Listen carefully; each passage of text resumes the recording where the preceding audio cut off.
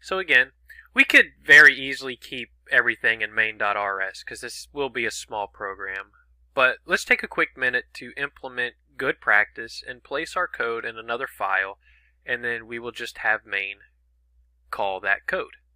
So let's create a new file inside of source called find and replace.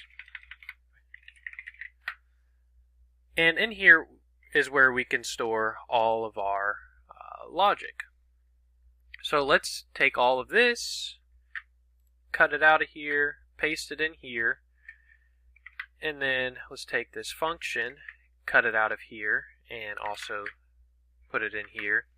And then we're going to create a public function called run, which is where we can take all of our logic inside of main, take it out, and place it inside of here.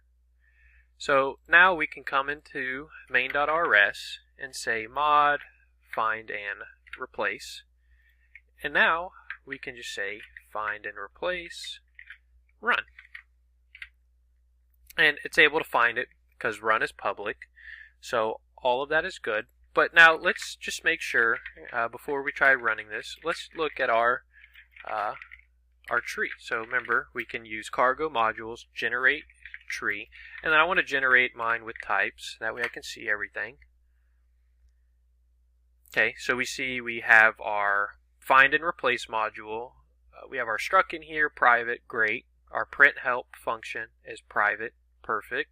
And now our run function is public, which we then call inside of main. So everything looks good. So now let's run it, make sure our error messages is printed out. And they are. So now let's run it again with giving it 4 arguments. And perfect. So we're back at the same place we were prior to separating our code into a module. So now we're right back to where we were, and now we can continue on with handling our file logic.